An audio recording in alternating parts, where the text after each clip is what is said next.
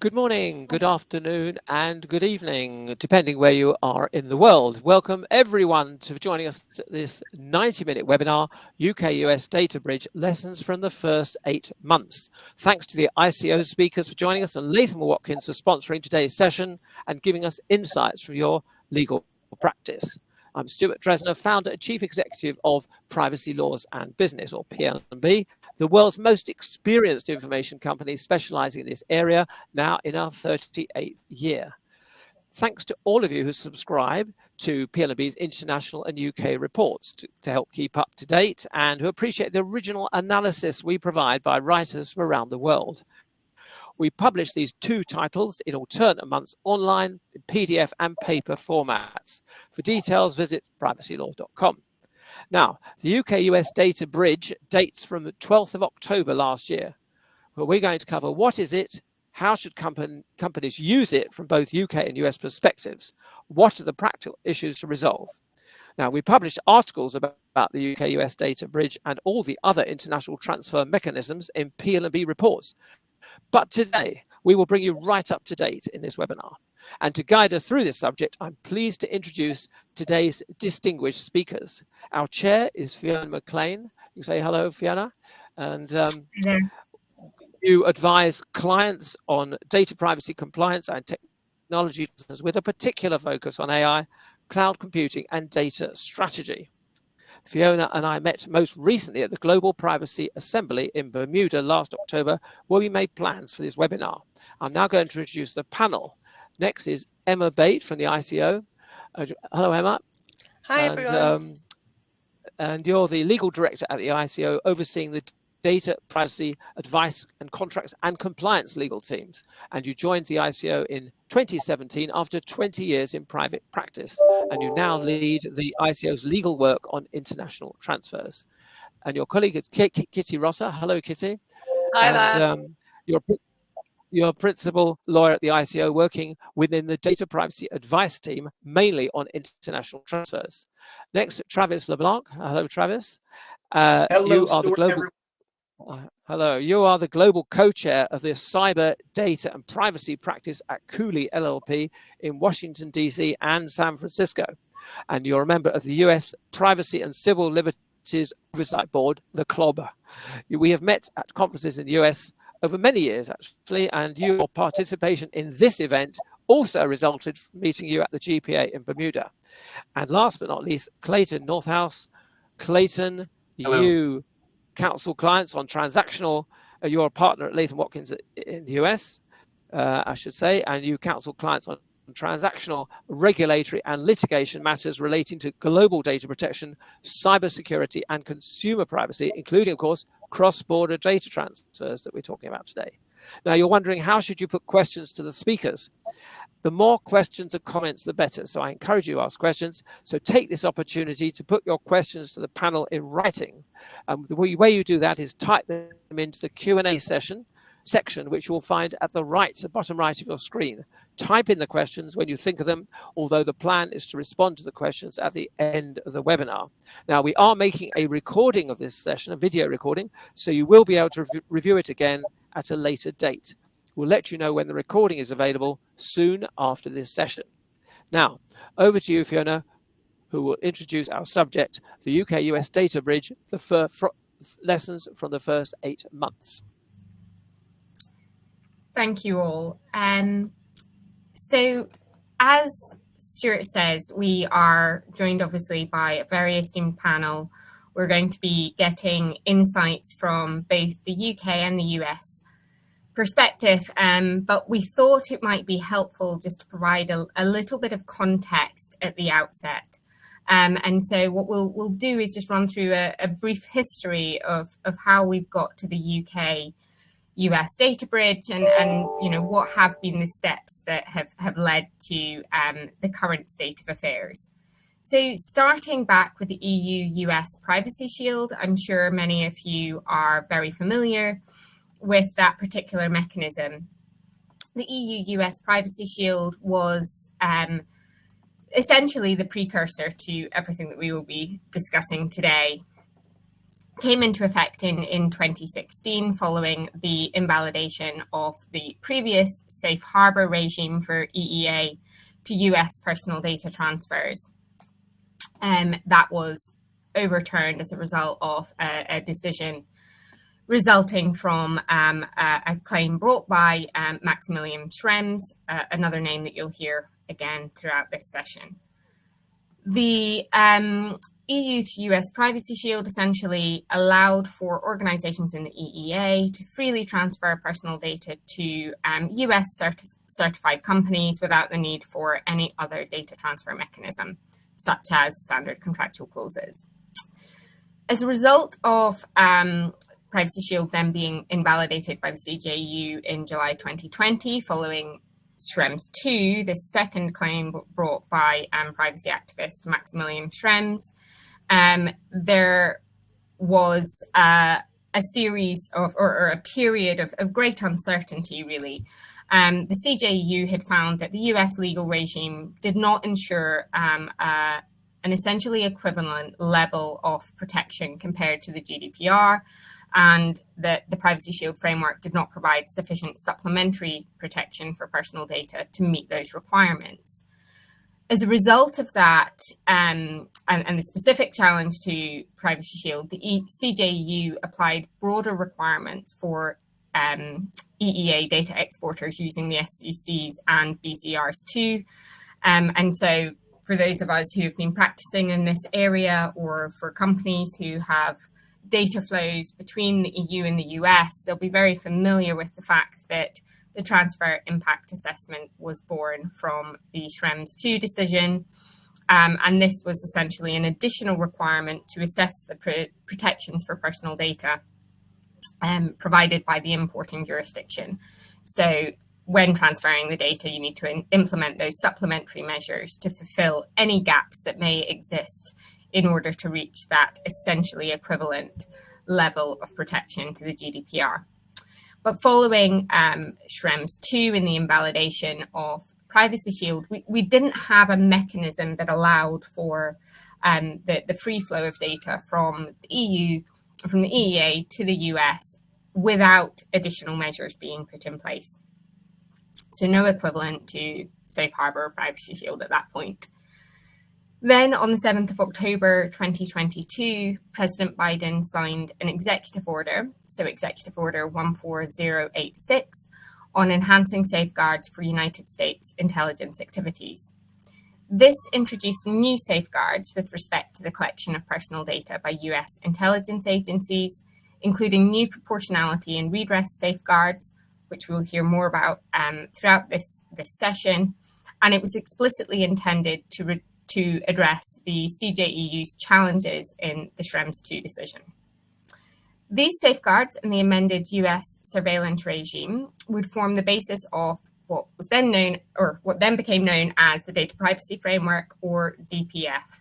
And as these safeguards were implemented into US law, are also relevant for other transfer mechanisms such as the SCCs and BCRs. So essentially, what was amended as a result of the executive order are relevant for all data transfers to the US and can be considered as part of the transfer impact assessment conducted regardless of the mechanism relied upon.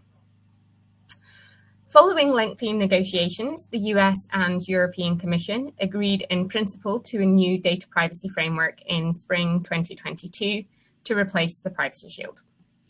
Their focus was on upgrading the framework by ensuring necessary and proportionate signals intelligence collection, implementing a two-tier redress mechanism for data subjects who claim their personal data has been collected unlawfully.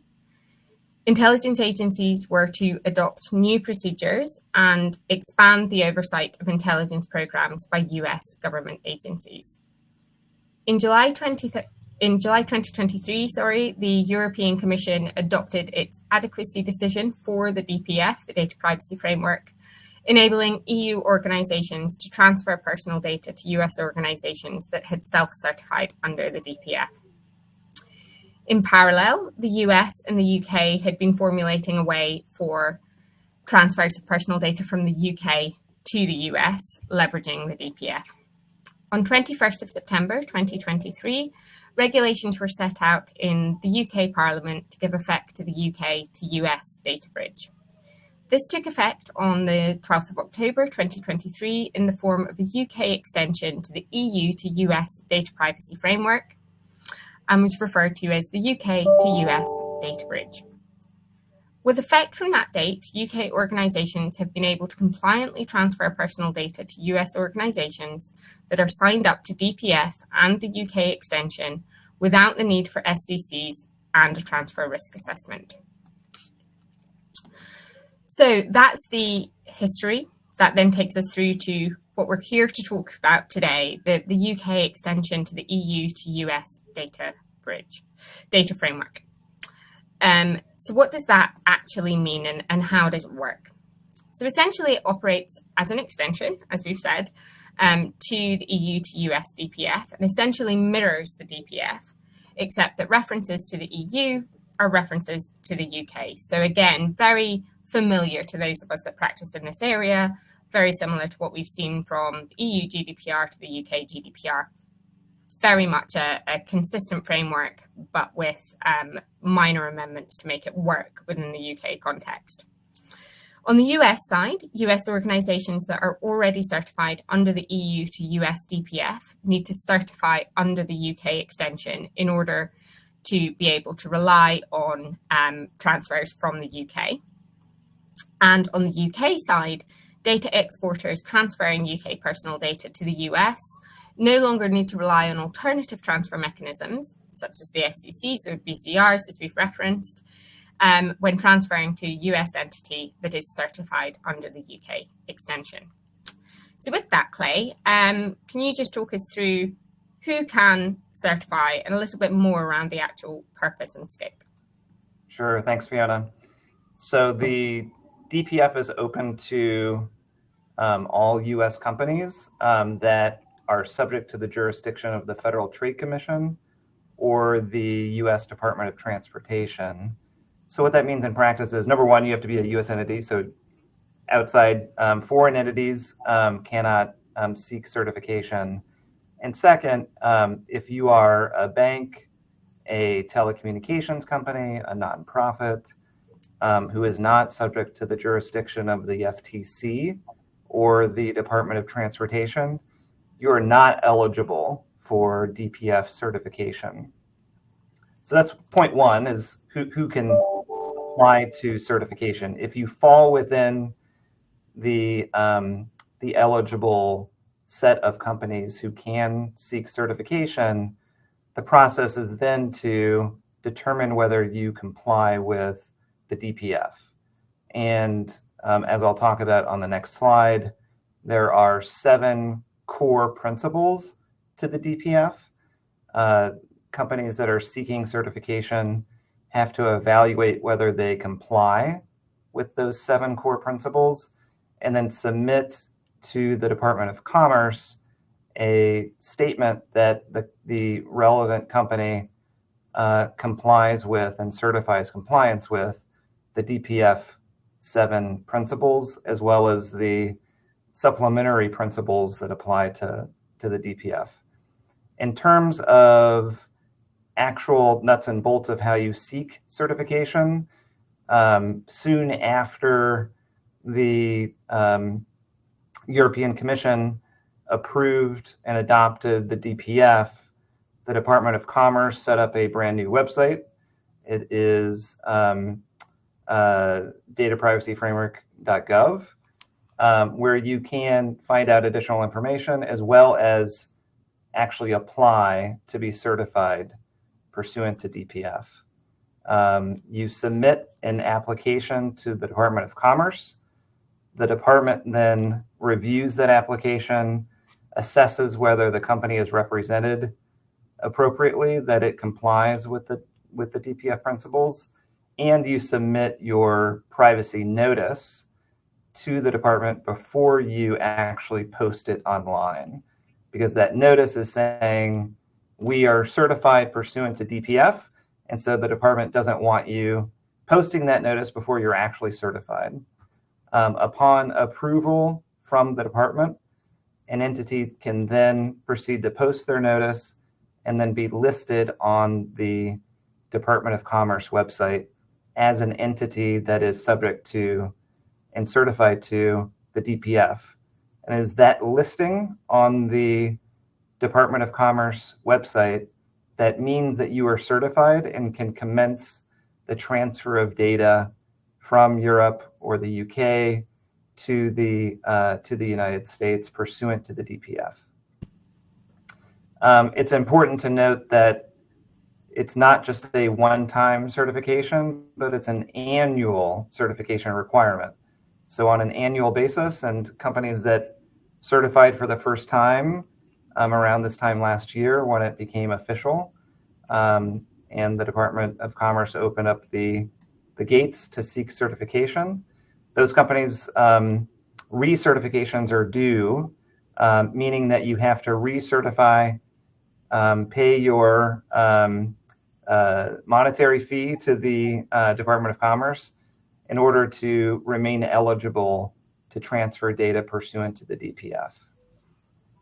So I'll get into the core principles that I referenced that make up the data privacy framework. And you'll notice that many of these principles closely track the GDPR. That's no accident. There are some important differences, however, and I'll highlight those. So the first principle is notice. You have to inform individuals, number one, that you're subject to DPF and that the processing of data pursuant to DPF is occurring consistent with these 7 principles. And you have to inform individuals of certain rights to their data, including access and the right to seek redress with the organization. One important difference from GDPR is that this notice principle applies not just to controllers, as we would think of them under European terms, but also processors. So even if you are acting solely as a processor in the US, if you are seeking DPF certification, you owe an obligation to provide notice to individuals whose data is being processed consistent with the DPF. And how you effectuate that notice is by posting the notice on your website. Principle 2 is choice.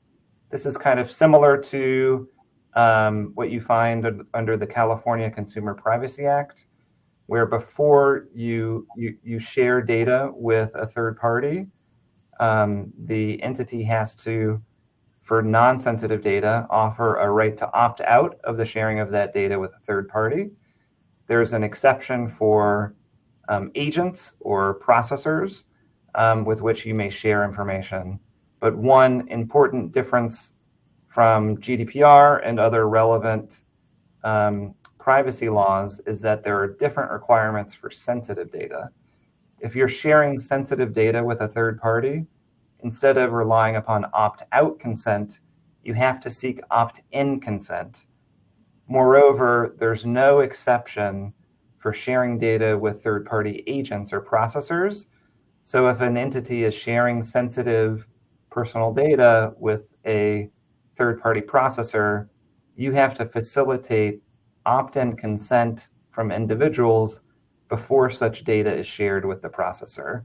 That's probably the biggest difference from GDPR and other relevant existing privacy laws is that opt-in consent for sensitive data and sharing with third-party agents.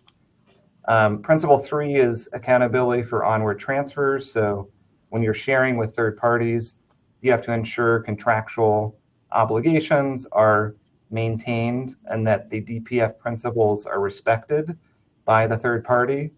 Security is largely similar to GDPR. Basic data protection requirements are imposed.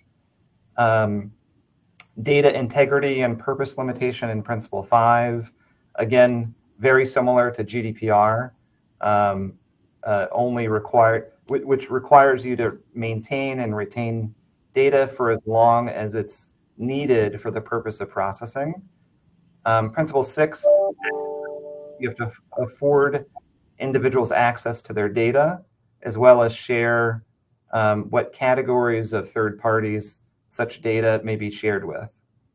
And then finally, the recourse enforcement principle. This is another very important principle where individuals are able to seek redress directly with the certified entity if they want to lodge a complaint.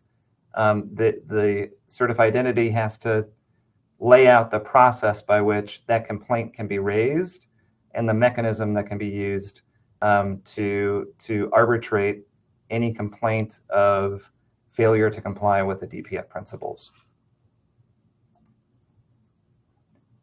So as we will highlight later on when we get to the panel discussion, Travis is going to do a deeper dive into the new mechanism set up within the US. But I'll just give a very high level overview.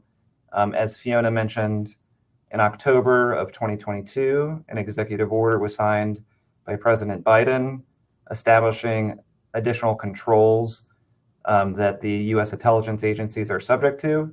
And there is a redress mechanism for complaints to be made with respect to the processing by US intelligence agencies, with rights afforded to European individuals to lodge those complaints.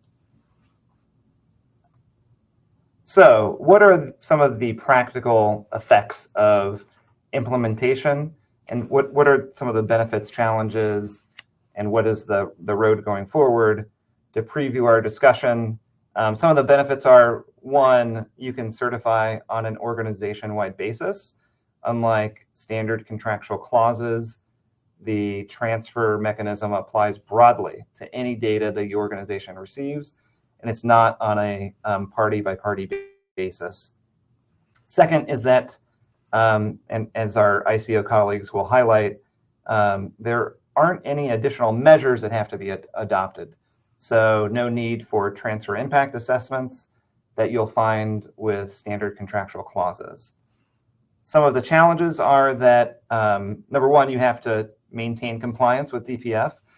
You have to conduct diligence to ensure that you satisfy compliance with the 7 principles, which, as I noted, diverge in particular ways from existing privacy law, including GDPR.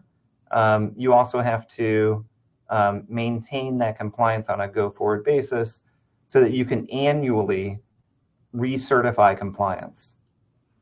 With respect to the future of DPF, and I'm sure we'll get into this, there are expectations that DPF will be challenged. A challenge, I think we are all quite confident that a challenge may not be successful this go around, given the changes to US law, which directly address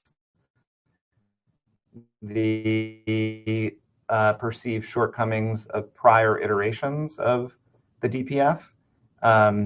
But what we will also discuss are ways for entities in the US in particular to best position themselves in light of potential uncertainty and longevity for DPF. So using as backup standard contractual clauses and other ways to position yourself.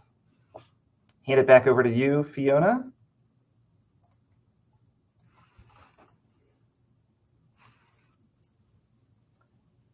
Fiona, you're on mute, I believe. Sorry. I was just saying thank you, Clay. I think that really sets us up well for the panel questions. And I just wanted to say we've already had a few questions in the chat and in the Q&A session on the side of the platform. So please do keep them coming in. I'll be sure to put those to the panelists. But firstly, we heard there just around sort of main steps that need to be taken for certifying with DPF. But Kitty, Emma, from the ICO's perspective, you're obviously best placed to talk about what UK businesses should be doing here. So what are your main practical tips for UK businesses seeking to rely on the data bridge? Well, the first thing we would like to say from the ICO perspective, Fiona, is that we've been really pleased with the amount of positive engagement that we have had from organisations that are keen to use the data bridge.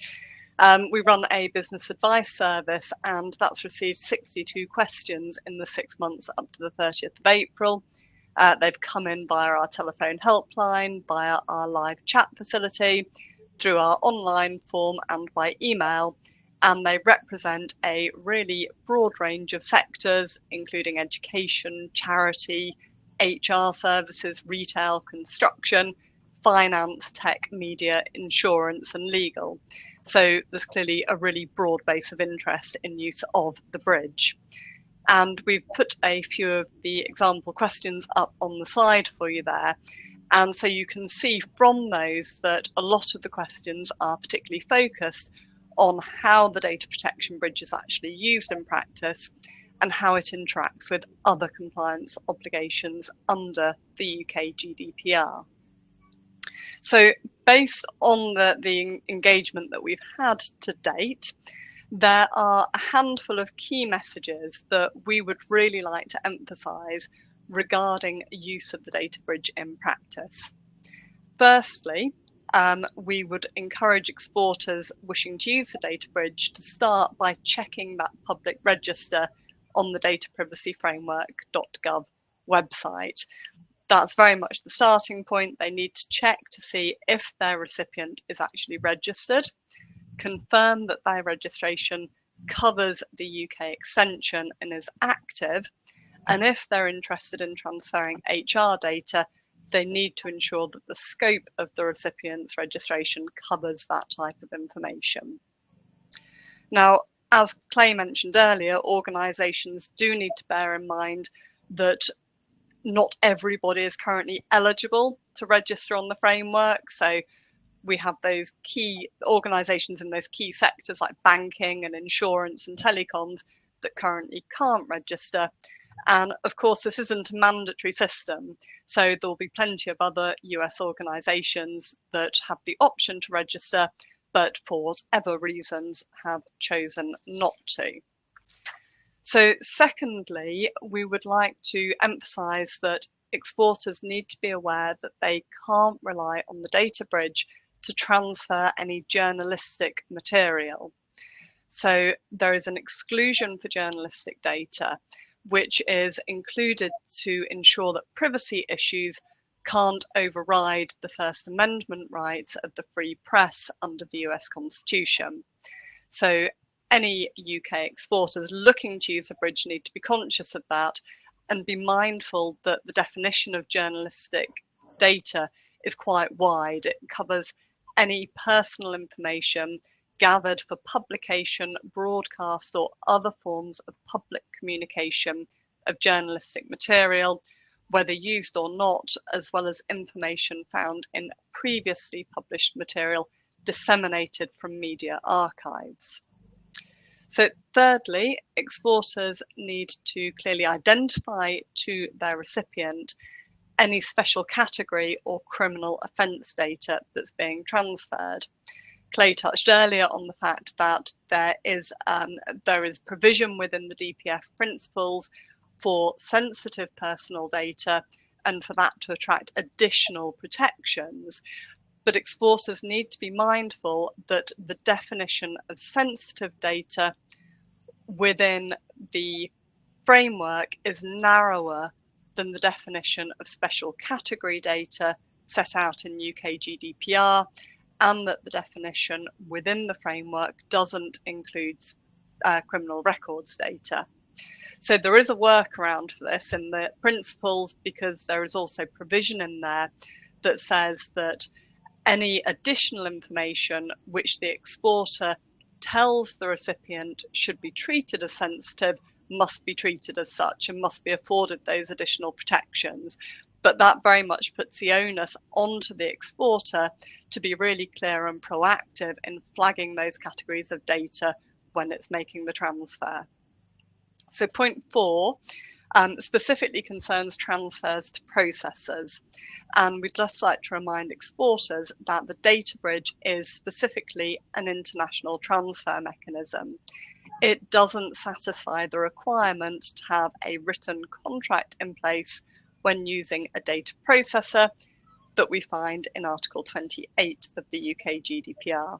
So exporters will still need to ensure that they have that written contract in place in whatever form they choose to do that, whether that be a standalone document, whether that be incorporated into a broader commercial agreement. And that kind of risk issue there is probably particularly relevant to any organisation that's looking at moving away from the addendum to the EU SCCs onto the bridge, because they'll be used to relying on the all-in-one package solution that's afforded by the addendum, which incorporates those Article 28 provisions. And so finally, point 5, again, on the theme of other compliance requirements, really just reminding exporters that the international transfer requirements that are addressed by the data bridge are only one element of the much wider patchwork of compliance requirements set out under UK GDPR.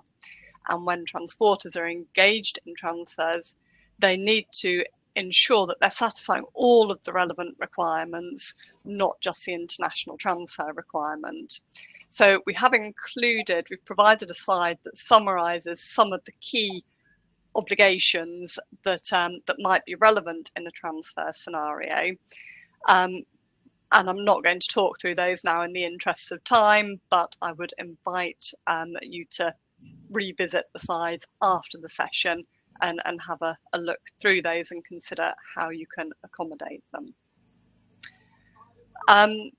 But what I would like to turn back to now is, obviously we began by commenting on the level of engagement that we've seen from organisations at the bridge and how positive that is, but also by recognising that it won't be possible to use the data bridge for all transfers to the US. There are going to be lots of situations still in which organisations will still need to fall back on those Article 46 appropriate safeguard mechanisms together with a transfer risk assessment when they're transferring data to the US. However, our view is that those exporters can still derive a degree of indirect benefit from the data bridge. And they do that by using the DCIT analysis to streamline their US transfer risk assessment. So the work that was undertaken to establish the data bridge in the UK included a very detailed risk analysis performed by the UK government's Department for Science, Innovation and Technology, that we commonly refer to as DCIT. And that analysis took into account the rule of law, respect for fundamental rights and freedoms, the existence of an effective and independent supervisory authority, and relevant international commitments. And DCIT concluded that the data bridge with other relevant laws and practices in the US did provide an adequate level of protection for UK personal data. And DCIT then went on to publish that analysis in full. So when we'd read that analysis, we could see that whilst it was conducted particularly for the purpose of assessing transfers under the data bridge, much of the analysis itself is in fact broader, and it addresses the application of US laws and practices more generally. The ICO has taken the view, therefore, that the DCIT analysis in fact mirrors the issues that have to be addressed when undertaking a transfer risk assessment. And you'll no doubt all recall that that requirement for the exporter to assess whether, in the context of a particular transfer, an Article 46 mechanism such as the addendum or the IDTA will provide appropriate safeguards and effective and enforceable rights for people, was established by the CJEU in the Schrems II case. In the UK, we refer to that as the Transfer Risk Assessment, or TRA. Our European colleagues tend to refer to it as the Transfer Impact Assessment, or the TIA. So the TRA that has to be carried out needs to consider two particular areas of risk. Firstly, we have risks to people's rights arising from third parties in the destination country, such as government bodies, that are not party to the Article 46 instrument, but which access the transferred data. Secondly, there are risks to people's rights arising from difficulties in enforcing the Article 46 mechanism as a result of laws in the destination country. And both of those areas of risk are addressed in that DCIT analysis. So as a result, organisations that are using Article 46 mechanisms can simply incorporate the DCIT analysis into their own TRAs rather than repeating the full analysis process for themselves. And the ICO considers that it's reasonable and proportionate for organisations to rely on that analysis regardless of whether the personal information that they're looking to transfer is categorised as low, medium or high risk. Now, it is important to emphasise that organisations must still document that they've completed the TRA, and they must document that they've done that by reference to the DCIT analysis. And they must also keep the TRA under review. So if DCIT published an update to its analysis, they would need to go back and review their position. So that kind of gives a brief snapshot of the position and the reasoning, but I'd really encourage everyone to have a look at the full detailed guidance and the worked example on our website. So unsurprisingly to anyone, we've had quite a lot of questions, and I think that that's really mirrored in the questions that have appeared in on the question list and in the chat thread already, as to, well, how reliable really is the UK-US data bridge. And there is inevitably, I think, a degree of caution from organisations who may have seen the fall of Safe Harbour and then more recently the fall of the Privacy Shield as a transfer instrument, as to, you know, can we really rely on this? Is it the time to start changing all of our transfer mechanisms? And I'm really sorry to say that nobody on the panel today can give a cast iron guarantee regarding the longevity of the data bridge. What we can say, though, is that to date, the ICO hasn't received any complaints regarding the data bridge. And we can also confirm that no legal challenges have been brought before the UK courts.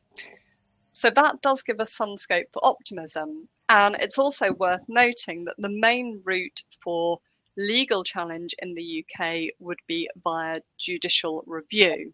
And judicial review claims are strictly time limited. They must be brought within 3 months of the decision being reviewed or as soon as possible. And so we could categorise the risk of challenge via judicial review as being a diminishing risk at this point in time. However, we do know that there are some challenges to the DPF in progress before the CJEU.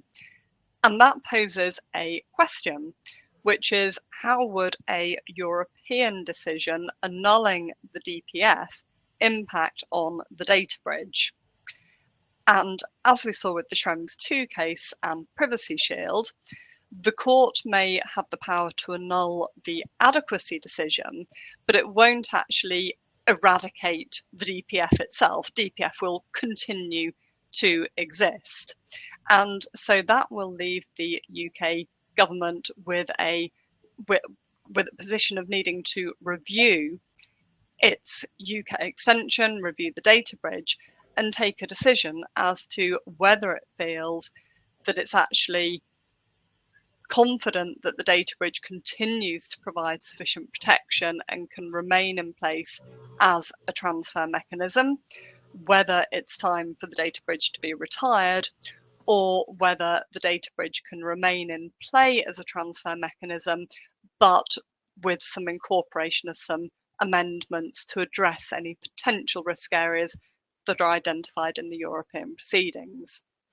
And obviously what we can't do is predict either whether such a decision would ultimately be required, whether the situation will arise for that, or what the outcome of any such decision would be. But one thing that we can reasonably reliably predict is that if we saw any significant divergence between the UK and the EU position, there would undoubtedly be questions raised as to how that might impact on the UK's own adequacy decision going forwards. And sorry, Kitty, to jump in, but I am conscious that this is a topic that is being discussed at length in the questions in the chat. And so I just wanted to maybe open it up to Travis and Clay just to comment on that from a moment from the US perspective, because Clay, I know that you did say that it seems that there is a greater confidence that a challenge would be resisted given the changes on the US side of things as a result of the executive order. So I just wanted to check, Clay, Travis, do you have any comments just around the uncertainty and the nervousness that I think we're going to see a Schrems 3 here, which is essentially going to undo all the good work that we're talking about today? Yeah, I'll make a brief comment and then hand it over to Travis, who can speak from his own experience on PCLOB and otherwise. I think that while it's maybe cautious optimism, it's still optimism that it will survive a challenge due to the fact that there was significant change in US law that directly addresses the concerns the CJEU raised in the Privacy Shield matter when it was challenged. So there's concrete changes to US law affording individuals in Europe the right to seek redress under US law. And there's a process stood up. There are judges that were put in place at the end of last year, very distinguished judges, might I add, to hear complaints and challenges to US intelligence agencies' collection and processing of European personal information. So I think it's those procedural challenges which are significant. That is the ultimate source of the optimism, but also interested in Travis's perspective on this and hand it over to him. Yeah, I have no doubt there will be a challenge. I hesitate to say that. Max Schrems has said it. And even if it's not Max, someone else will challenge it. There are people in Europe who are opposed to data transfers to the United States, and so the challenge is coming. I am not admitted to practice law in the EU, and so far be it from me to predict what the CJEU would say in a third review of this. However, that being said, I do agree with Clay that Executive Order 14086 does address several of the concerns that have been raised by the court and by critics of data transfers from the EU to the United States. They don't fully address everything, though. For example, the United States still does not have comprehensive privacy legislation. It doesn't exist. That's not on the books. And I do continue to have concerns that while we may have addressed the current issues that the court has raised, they may find new issues to raise in the future. And if you look at some of the decisions from the CJEU involving the French intelligence services or the other EU intelligence services, it would suggest that the court is quite skeptical of the access by any intelligence service to personal data, and that may rear its head again. So my fear is that the rules of the road may shift in terms of the approach that the court has taken towards analyzing data transfers to the United States. In my view, if the court were to strike it down again, I really do think this is the last time. Ultimately, for industry, they need certainty. about an approach on data transfers. And if every 3 years we have to change that approach, you know, it's Privacy Shield for a couple of years, then it's SCCs for a couple of years. Now we're on to the DPF for a couple of years, and then we're back to SCCs for a couple of years. I don't think that's ultimately going to be sustainable. Ultimately, companies are going to want to make one choice and stick with it for the long term. I certainly agree that the DPF is the better choice. I certainly agree with Clayton that it addresses the issues that we've heard from the CJEU adequately, and I hope that it will withstand scrutiny, but only the future will tell. Thanks. I think that is very clear that you know, none of us have a crystal ball here, and we can't give any cast iron guarantees, as Kitty said. But I just wanted to address that point, because it's clearly something that people are very focused on, and you know, invariably there is going to be some challenge and focus on this going forward. But Kitty, I'm conscious you were about to dive into a very interesting question around whether there are any other data bridge arrangements in progress and what we can expect to see there. Yes, thanks, Fiona. So the final point that we wanted to comment on really is this a formula that we might expect to see replicated for other destinations? And in terms of what we can say on that, well, in August 2021, we saw the government release a list of 10 priority destinations, which it said may be the subject of adequacy regulations in the future. And in the intervening period, we have seen obviously the UK data bridge take effect, and we've seen adequacy regulations for the Republic of Korea. That obviously leaves plenty of other priority destinations on the list. But it is worth noting on that list was formulated under our previous government, and we now have a new government in place, and so we are waiting to see if that list is going to be updated by the current government and what priorities they may set out. So we don't have, I'm afraid, any great insights to offer on that regard, other than to say, watch this space, and like you, we await any further developments with interest. And I think that's it for me. So Fiona, back over to you.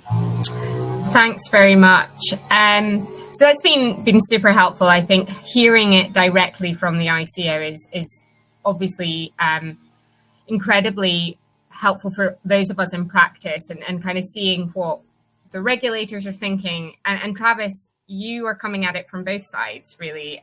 You're wearing both hats. So just in terms of your role, perhaps you can just explain that a little bit, just for those on the call who are not perhaps as familiar with the structure on the US side, and then we'll dig into some of the more substantive questions around the US work and the developments there.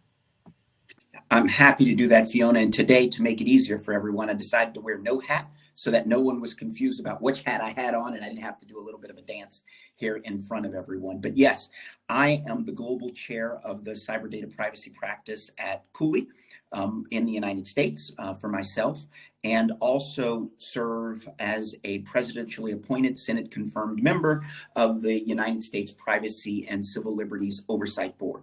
For those who are not familiar with the Privacy and Civil Liberties Oversight Board, or the PCLOB, which is the acronym that we use for it, it's an independent agency created within the executive branch that was established after out of the recommendations of the 9/11 Commission, which examined the intelligence failures that unfortunately may have contributed to the September 11th terrorist attacks.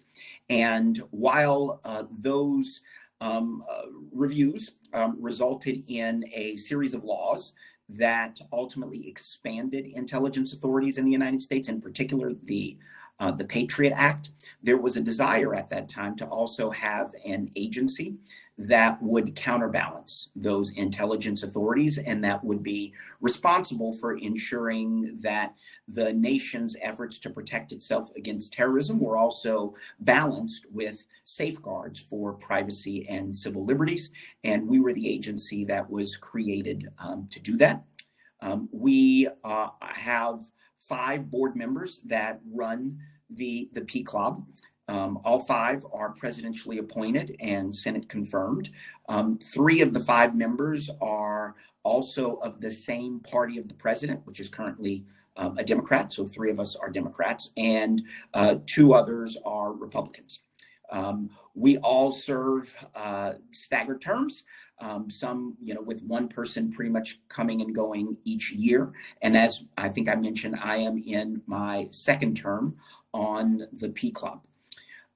We do have a direct role in the oversight of the data privacy framework insofar as in October of 2022, as Fiona mentioned, President Biden issued Executive Order 14086.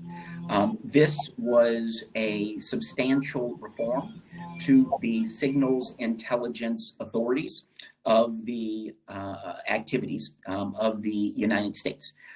This was a really big deal in connection with the DPF because it was an executive order, and an executive order in the United States does have the force of law. Yes, I saw one of the comments referring to this. Yes, it is possible that a future president could seek to change the executive order. That's no different than any law of the United States, right? If Congress passes a law today, it is very possible that a future Congress could change that law. It is also very possible that a future court could reinterpret the law. That's true of every jurisdiction in the world, but an executive order does have the force of law.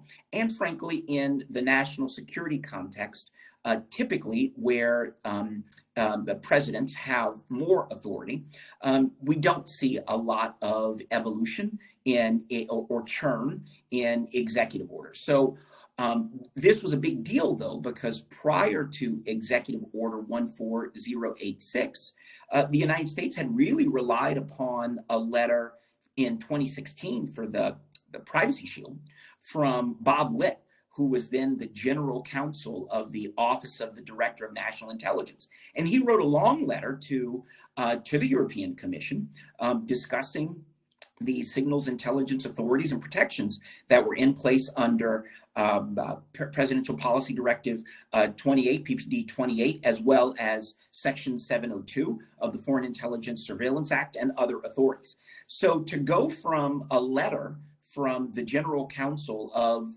the ODNI to a presidential executive order is a substantial shift in the U.S. approach here, and it also makes it binding on all relevant agencies within the executive branch. Executive Order 14086 sets forth and updates really the Signals Intelligence Authority, as well as places limitations on the signals intelligence activities of the United States government. Most importantly, it requires all signals intelligence activities to be authorized by law, by presidential promulgation, et cetera, but it essentially requires there to be an authorization. It also requires that there are appropriate safeguards for privacy and civil liberties. It requires that these activities be necessary, as well as that the signals intelligence activities are proportionate. So it incorporates in a necessity and proportionality requirement into the Signals Intelligence Authority, the primary one by executive order for the United States. And, for those who are Americans, it's actually important to note because a lot of the protections that we're talking about here are equally true of U.S. persons. These aren't just protections that are put in place solely for foreign persons, so that there is a broader reach of the authority across all individuals who may be impacted by the signals intelligence activities in the United States. And it also requires rigorous oversight.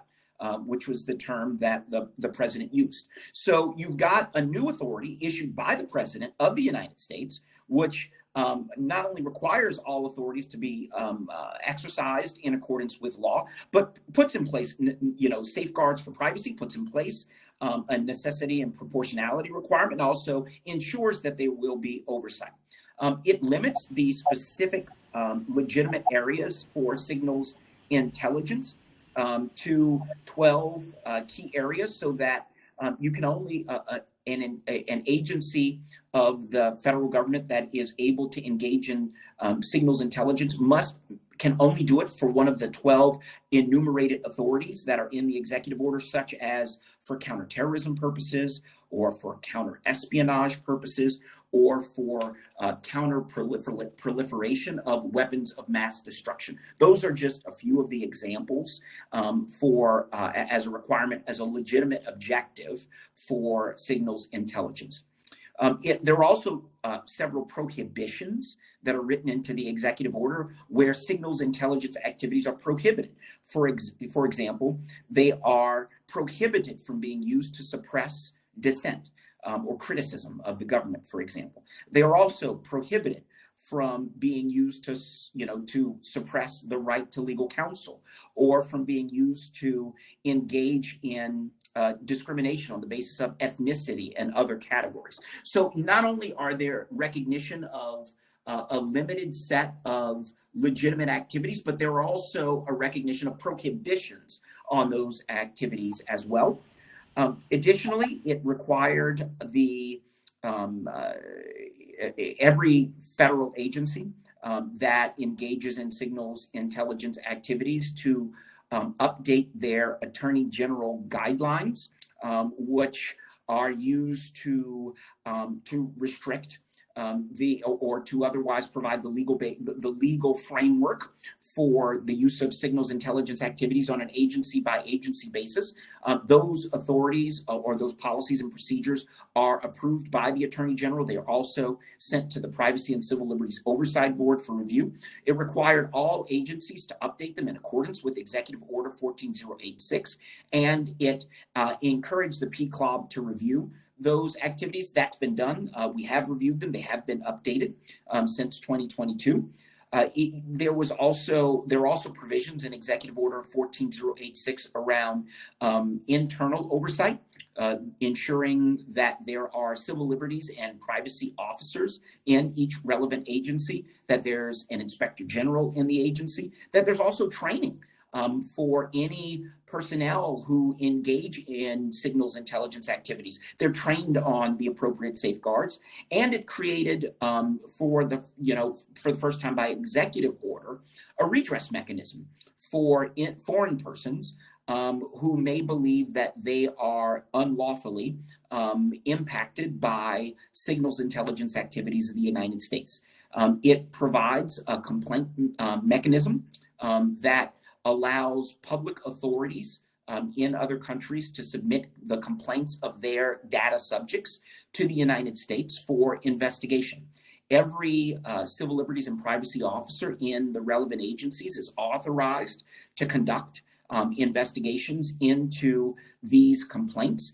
They can issue binding determinations in connection with the complaints, and it prohibits the directors of the agencies or the heads of the agencies, the secretaries, from interfering in these investigations, so that there is independence that is part of their remit to pursue and investigate complaints from data subjects abroad.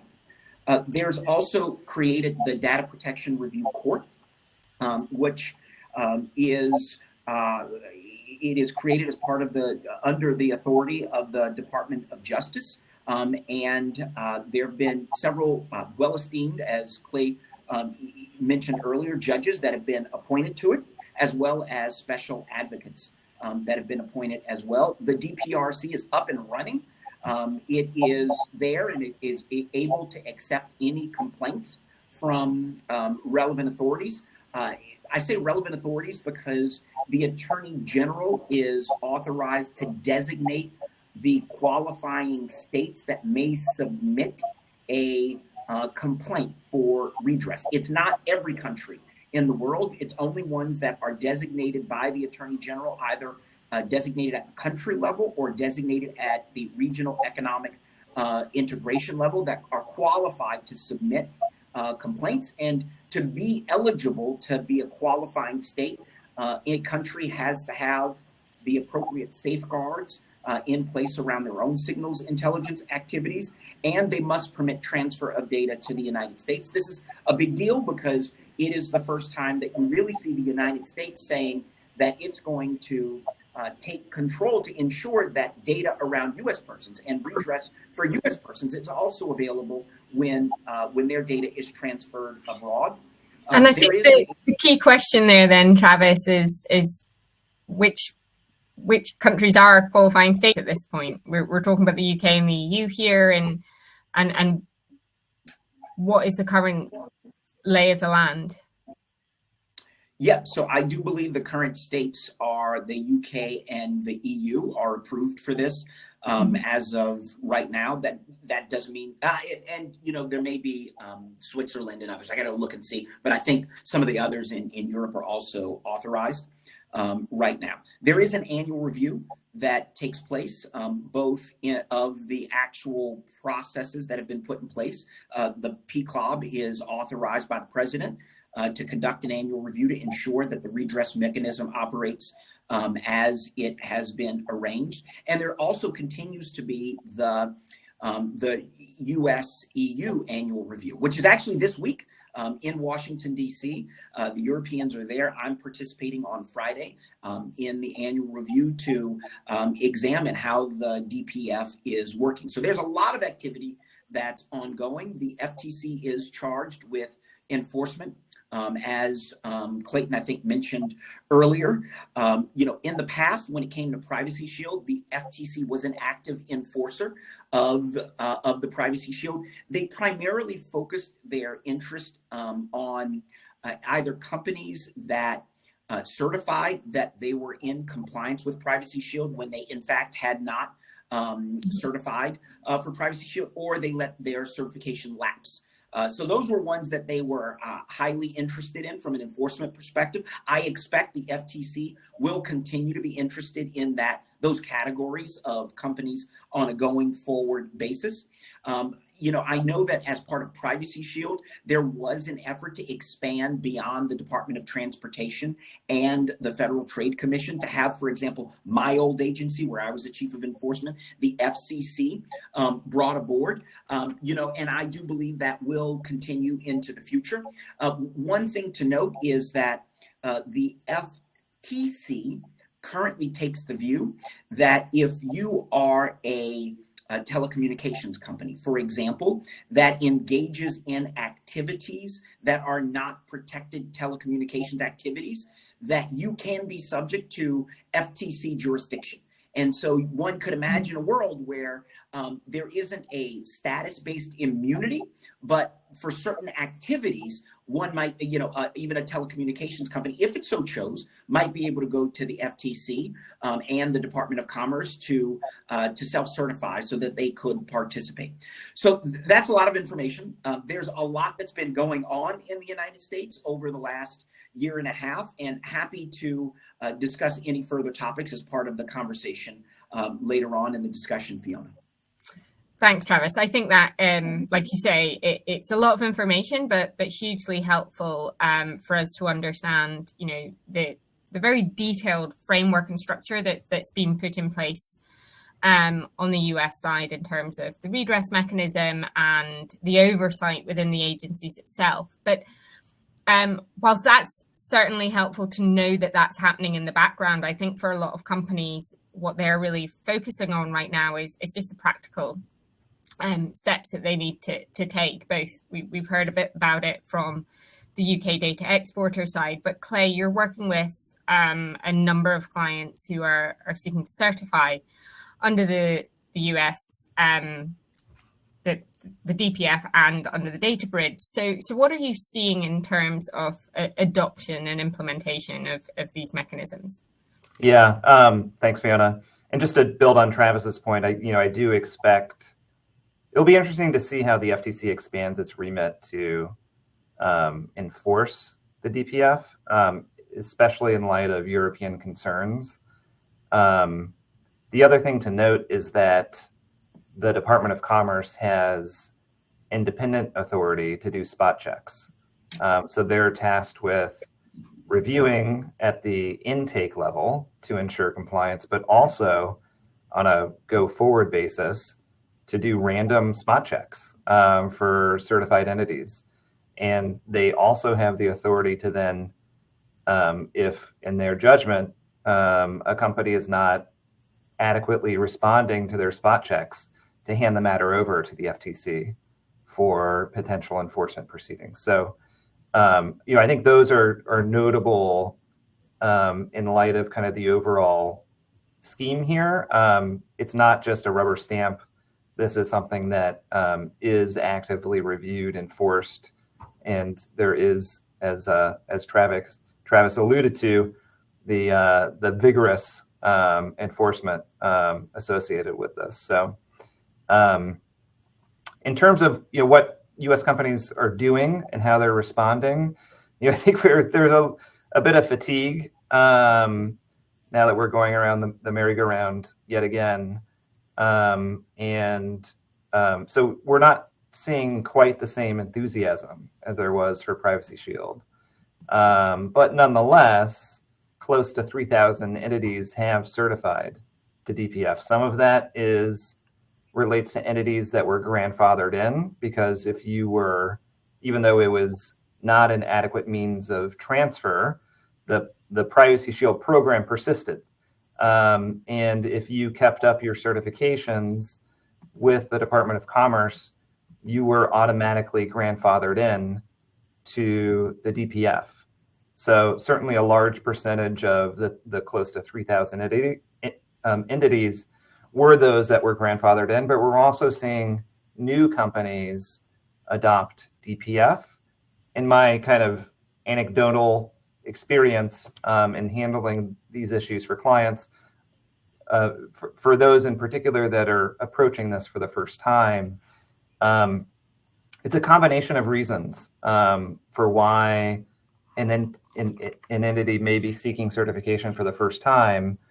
Oftentimes, it's driven by a company's competitors, where they want to hold out the DPF as something that they can offer to their customers, or it's something that's driven in where companies receive pressure from their third-party businesses, business customers that want to rely on DPF as the means by which data will be transferred. Where a lot of kind of first-time applicants to seek DPF certification, it's really sort of business needs that are driving this, but still, nonetheless, a fair degree of fatigue. But I think it's impressive that just 1 year in, we are close to 3,000 certified entities. I expect that number will grow over time, especially if there's a demonstration of longevity associated with DPF, and it ultimately can survive any challenges that are brought. The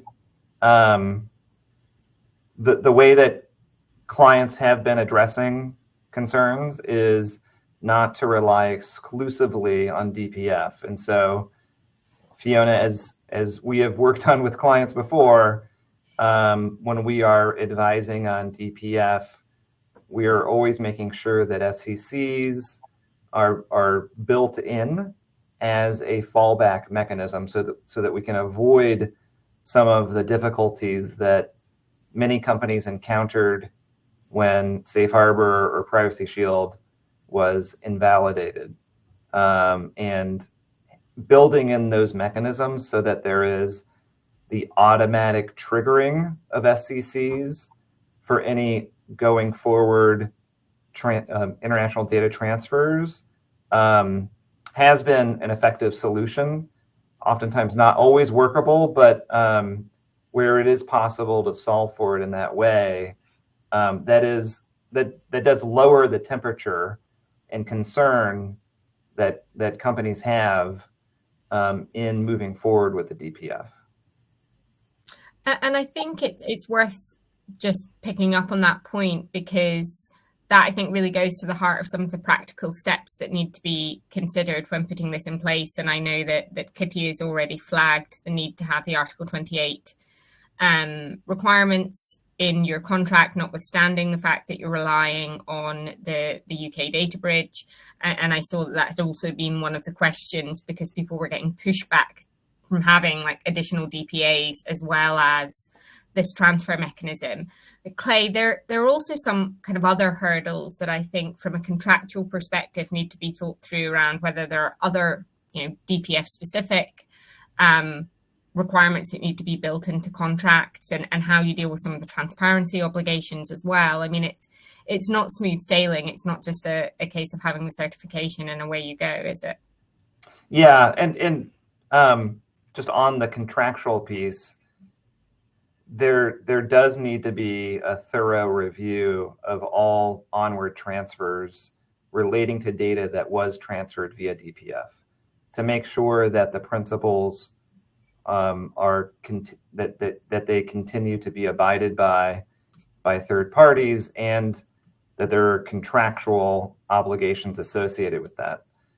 The Department of Commerce helpfully issued some guidance stating that SECs are sufficient in that regard. That is, if you are subjecting third-party processors to SCCs with respect to the data that was received via DPF, that is sufficient for purposes of the onward transfer obligations. But nonetheless, there needs to be a review to make sure that all transfers to third parties are protected by contractual obligations that align with the DPF.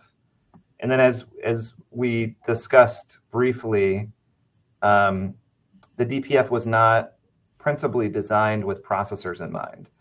And the adequacy decision acknowledges that, be it in a footnote or two, that was the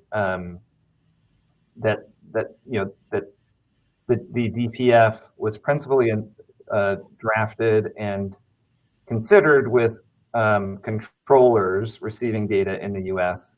And so there are certain complications when it comes to, for example, the notice principle and processors having to effectuate notice to individuals whose data is actually being collected by a third party. And it's really the only privacy regime that I'm aware of that requires the processor to provide direct notice to individuals whose data is being processed. That's one of the complications, and associated with that is most processors don't disclose in a privacy notice form their data processing activities. And so that requires real effort to review your existing privacy notices to make sure that you're describing data that you're processing in the capacity of a service provider or processor, to make sure that you're fully complying with the DPF notice requirement. In other words, you can't just simply rely upon a pre-existing privacy notice, but need to ensure that you're fully describing not only your processing activities as a controller, but also as a processor.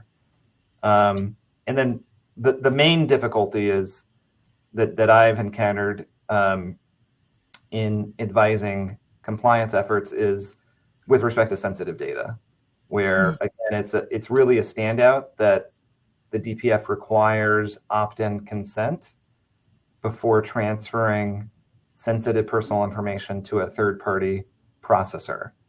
I believe this is also the only privacy regime in the world that requires that form of opt-in consent. So doing a close review of whether the company is processing any sensitive data, and if so, if third parties are doing so at your direction, you still need opt-in consent from the data subject before sending such data to the third party.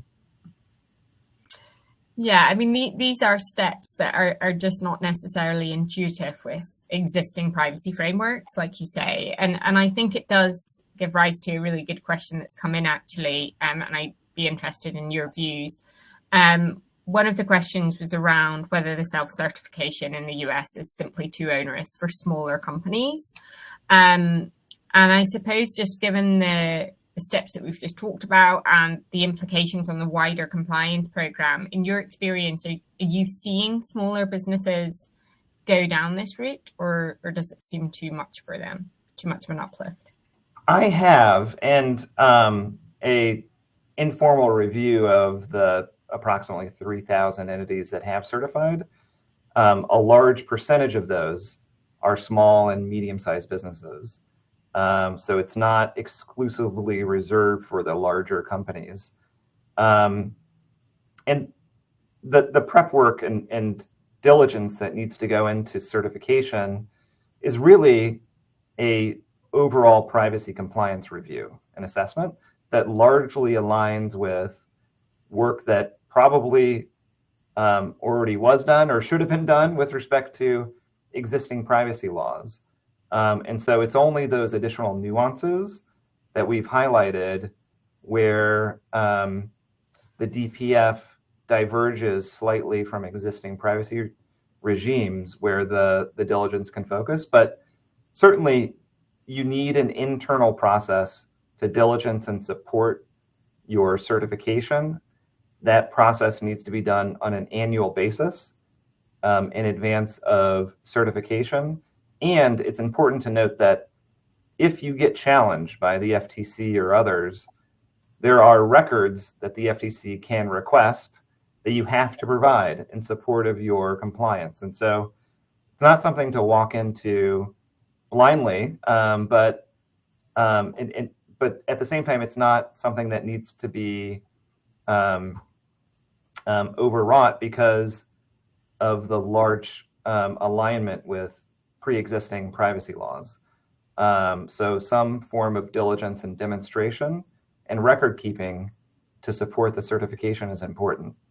One other point to note is that if an entity decides to proceed forward with DPF and at a later point decides to withdraw its certification, it still must maintain compliance with the DPF, and it must certify to the Department of Commerce on an annual basis that data that previously was transferred via DPF continues to be processed consistent with the DPF. So in that sense, it's kind of like the Hotel California. You can check in anytime you like, but you can never leave. So I say that to be mindful of, so that companies are mindful of the decision to move forward is you can certainly withdraw certification, but you still need to abide by the principles with respect to such data and moreover, provide an annual certification to the department that you continue to comply. I think that's a really good takeaway for anybody who's looking at this, because it's those small things that are easy to miss, aren't they? And can have a significant impact. And just before we kind of delve into it, I'd be interested in just a few other practical takeaways. But just one quick question that's come through in the chat, and Kitty, Emma, it's one for you, just around whether or not there's any ICO guidance in the data transfer space anticipated. Thanks, Fiona. Yes, we are. I know that we've promised in the past guidance on the IDTA and the addendum, and it is still being worked on. And we'd like to think it's going to be ready by the end of the year. We've been waylaid along the way by small things like the DPDI bill, which obviously has gone, but we also don't really know what the next 6 months holds because we've got a new government and we don't really know what policies are going to come out. But we do have it, and it's getting there. It's not far off being ready, and unless any curveballs come along, we should be getting it published by the end of the year. That's great. I'm sure many folks on this call will be waiting with bated breath for that. So thank you. And so I think with that, maybe we do just delve into a few of the kind of key things that we can take away from this session, and with huge thanks to the panelists, and I'm sure they will chime in where I've missed anything. But obviously helpful to know that we've got guidance coming down the pipeline. I think what we can certainly hear from this session is that, you know, there are always various options available when it comes to data transfers, but DPF is a very good and practical option that can be relied upon now for transfers to the US. And so, you know, going back to those kind of helpful first steps that Kitty shared, I mean, just getting familiar with the registers, being able to check whether or not the companies are certified, and understanding how to rely on both DPF and the UK extension is the first step before kind of taking it further. And also, I think the other key takeaway I wanted to reference from Kitty's talk was, I think, just looking at the UK government adequacy assessment for US transfers.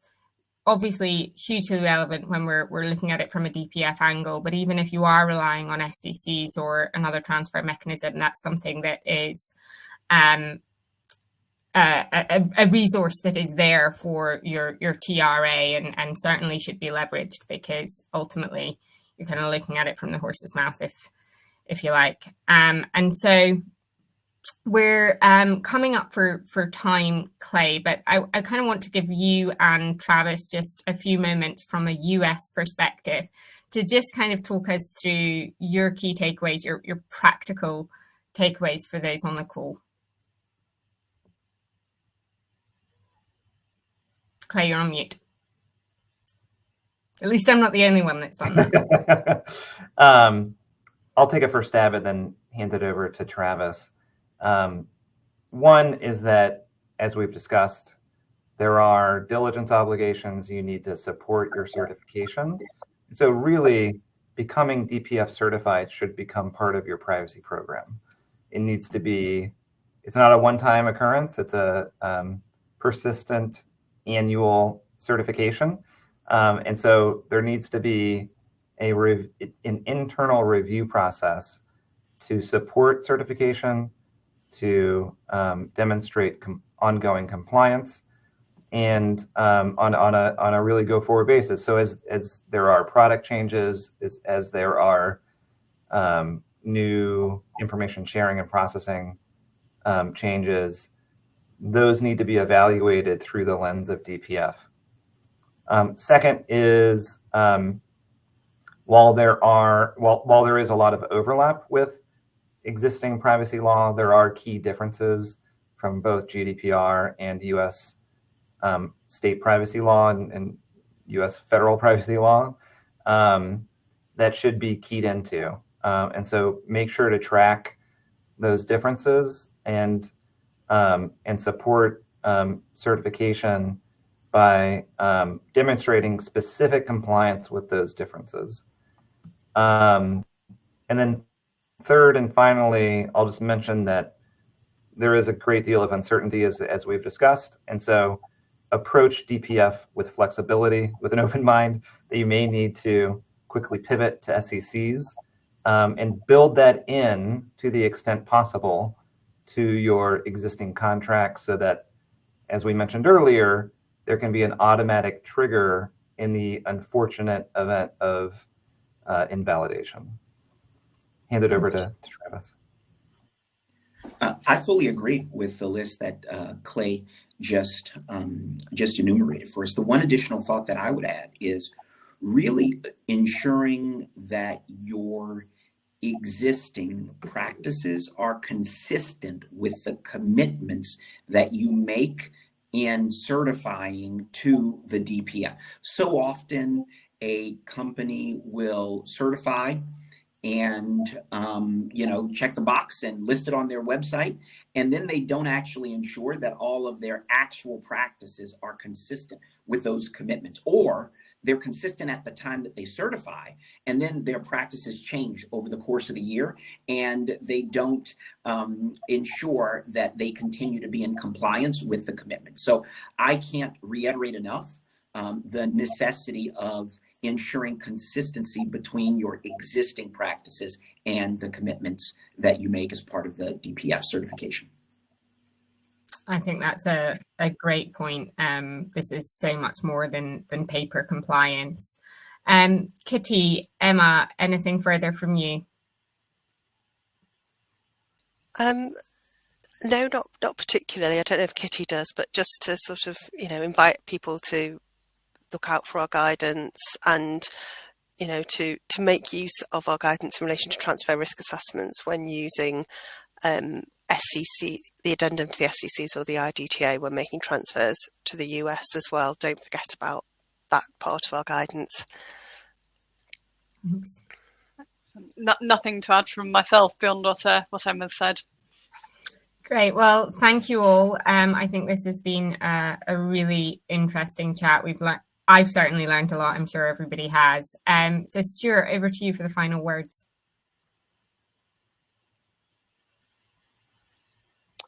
Right. Well, I've certainly learned a lot. I've been listening very intently throughout, and I've learned a great deal throughout the session. So thanks to all our sponsor, Latham, Watkins, for sponsoring the event and developing the event together. Fiona for chairing it. ICO speakers Emma and Kitty, and great to meet you and hear what's going on. Interesting to know that you don't know any more about what the government's planning than we do. It's interesting to note that the none of the parties had anything to say about data protection law in the future. So we wait to see what the new government does, whether it revives the Data Protection and Digital Information Bill or just keep going with the existing Data Protection Act, which we know has the adequacy declaration from the EU, which all companies think is a great thing to remain adequate, and most companies don't want to lose that adequacy status for the UK. So, and also, of course, thanks to Travis, showing a really enormous amount about what goes on behind the framework, which we've all read about, the Civil Liberties Oversight Board, but you've really brought it to life, told us how it works, and with a huge structure and commitment by the US government, which some people are a bit cynical about, but you've shown that there is some solid content under the words there, and long documents as well, I might add, but there is some solid activity going on there with esteemed judges there to step in if necessary to make sure the system works. And of course, Clayton as well, giving a lot of detail for your practice. So all of that is good. And thanks to the audience for joining us, of course, from all around the world. And as addressing the audience in particular, we welcome your feedback and ideas for future online and in-person events. Let us know if you want to team up with Privacy Laws and Business like Latham Watkins have done. So you might want a webinar or an in-person event, or would like to be a writer for one of our articles in our reports. So get in contact with us, whatever you'd like to do. We're very flexible. We're interested in teaming up with all types of parties. So we look forward to being in contact with you, the panel members and the audience. For all information on P&B services, obviously visit privacylaws.com. And that's all for now. We thank you all, and we'll say goodbye. Goodbye for everyone.